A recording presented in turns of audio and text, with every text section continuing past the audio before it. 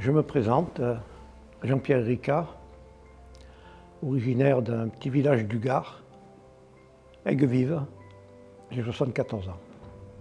Je me présente, je m'appelle Jean-Claude Vibien, j'ai 73 ans. Gérard Mondin, je suis issu du département du Gers, qui a été pendant longtemps le seul département de France qui n'avait pas de prison. Donc je m'appelle Jean-Charles Toulouse, j'ai 71 ans, j'ai servi l'administration pénitentiaire de 1987 à 2002. Je suis lyonnais et rien ne me prédisposait, sauf peut-être un grand-père serrurier, mais en dehors de ça, rien ne me prédisposait à entrer dans l'administration pénitentiaire.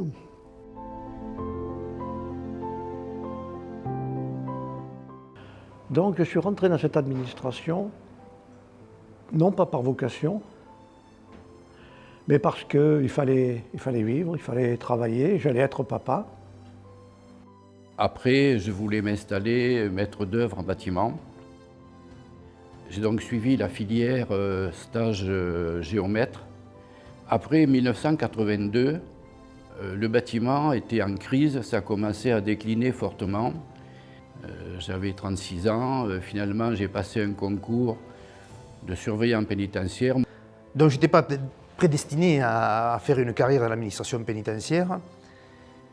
Et je travaillais en déplacement pour EDF et France Télécom. Et j'ai eu la chance de rencontrer dans un hôtel un surveillant pénitentiaire qui s'était cassé le poignet en sondant les barreaux. Et on a discuté de son métier et il m'a dit « c'est des hommes comme toi que nous avons besoin ». Et comme mon entreprise avait des difficultés à joindre un petit peu les deux bouts, je me suis décidé à m'engager dans l'administration pénitentiaire. Et si je suis entré dans l'administration pénitentiaire, j'ai toujours dit que c'était par hasard et par nécessité. Par hasard, parce que j'ai fait des études de géologie et mon père, pendant que j'étais au service militaire, a trouvé dans un journal un encart qui annonçait le concours de chef de service pénitentiaire, ce qui était à l'époque le grade d'entrée dans le corps de direction. Et il me l'a envoyé. Après tout, pourquoi pas, je me suis inscrit et puis j'ai réussi le concours.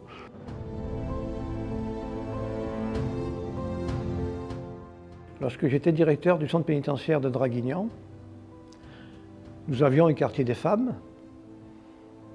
Et parmi les femmes, il y en avait une qui était enceinte. Elle n'était pas loin de la période d'accouchement. Et un soir, en fin de journée, elle se plaignait de douleurs, donc certainement des prémices. Le médecin intervenant indique que non, ce n'est pas urgent et que ça va pas attendre le lendemain. Mais la nature ne se passe pas toujours comme on le prévoit.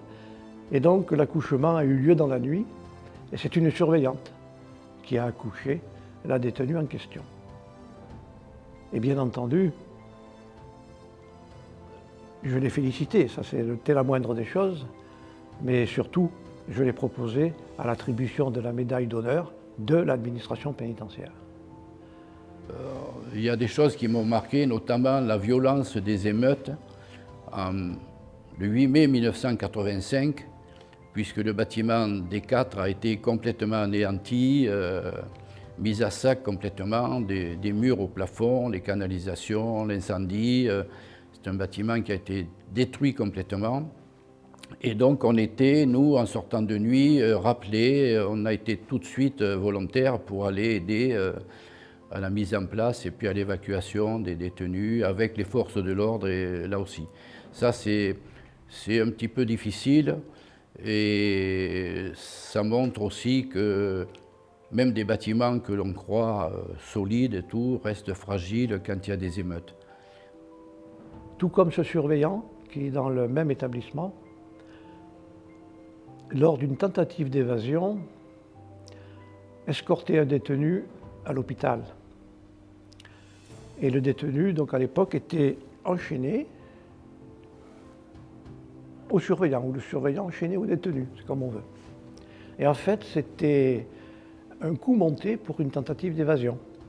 Arrivé sur le parking de l'hôpital, 2 braqueurs complices ont fait évader, c'était une évasion qui a été réussie, ont fait évader donc leur détenu, leur complice, mais surtout le surveillant ne voulait pas dégrafer, ne voulait pas enlever le cadenas qui l'attachait au détenu. Et donc c'est à coup de crosse qu'ils l'ont assommé, et avec une cisaille qu'ils avaient prévue, ils ont coupé la chaîne et ils sont partis avec l'évadé. Et là aussi, il me paraît important de dire combien ce genre de situation, qui était relativement héroïque surtout que c'était un jeune, et vraiment il a résisté, et donc une des raisons pour lesquelles il fut également proposé à l'attribution de la médaille d'honneur de l'administration pénitentiaire. Lors de ma carrière, j'ai connu beaucoup d'incidents, ou des incidents qu'on peut connaître dans un établissement pénitentiaire, mais j'ai connu des évasions réussies, des tentatives d'évasion échouées, des prises d'otages par des personnes détenues avec armes. Mais la plus marquante, ça a été le vendredi 13 novembre 1987, la prise d'otages et la destruction totale de la maison centrale de Saint-Maur, qui s'est déroulée pendant toute une nuit. La médaille pénitentiaire, finalement, je l'ai découverte après la mutinerie de Saint-Maur. J'étais directeur de l'établissement à l'époque. Nous avons été 12 ou 13 personnes à être retenues en otage pendant une nuit. Il y avait d'ailleurs non seulement des fonctionnaires pénitentiaire, mais il y avait également 2 enseignants, si je me souviens bien.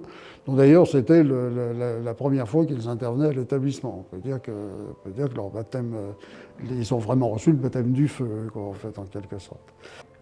Alors les agents, bien sûr, ont été confrontés, lorsqu'il y avait au moins une dizaine de personnes de nos collègues qui étaient prises en otage, qu'on connaissait, on ne savait pas s'ils étaient en vie, leur état de santé, s'ils étaient pris en charge par la population pénale. Et nous, notre rôle, ça a été bien sûr d'encercler l'établissement pénitentiaire pour qu'il n'y ait aucune évasion qui se déroule. Donc au petit matin, vers 7 ou 8 heures du matin, c'était, parce que notre directeur, M. Jean-Charles Toulouse, était pris en otage, c'était le DAP actuel qui était, lui, resté dans les bureaux administratifs, qui a compté tous les détenus, et la libération se faisait 25 détenus qu'on mettait dans la zone interdite, entre les 2 murs, et on nous libérait un otage.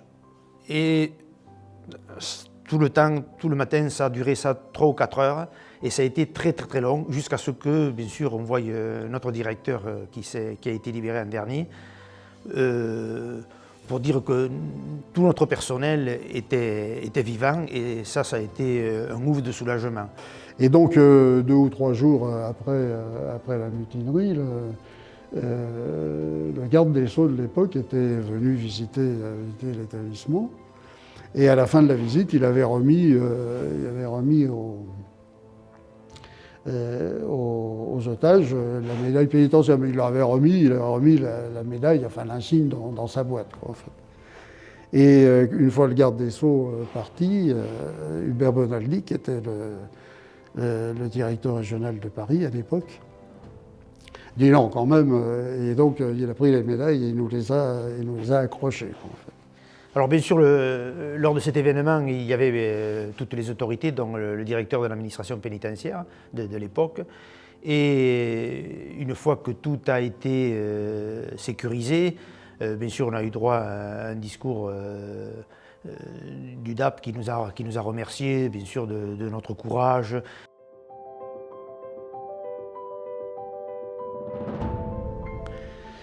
Alors cette médaille qui m'a été remise, c'était la médaille pénitentiaire, parce que la médaille d'honneur de l'administration pénitentiaire qu'on connaît aujourd'hui a été instituée en 2003. Et donc je crois que je crois qu'il y a cette volonté, ça s'est traduit également par la création de la médaille d'honneur de l'administration pénitentiaire, avec justement ces 3 échelons, et donc en essayant de créer une médaille se rapprochant d'un certain nombre de médailles équivalentes dans d'autres administrations. Je pense par exemple aux palmes académiques qui comportent différents échelons. Je pense aussi à tous ceux que nous avons eu l'occasion de décorer, que ce soit des visiteurs de prison, des enseignants, des magistrats parfois aussi, et bien d'autres personnes. Tout cela aussi pour se souvenir, pour se rappeler, et pour rappeler au personnel pénitentiaire qu'en fait, dans cette institution de plus en plus ouverte, il n'est pas seul. Je crois qu'il est important que les jeunes qui débutent dans cette administration sachent que la médaille pénitentiaire existe, d'une part, parce que ça veut dire que l'administration ne se préoccupe pas seulement d'exiger d'eux qu'ils rendent les services qu'ils lui doivent, ce qui est a priori la moindre des choses, mais c'est également reconnaître les efforts qu'ils peuvent faire pour lui rendre ses services et les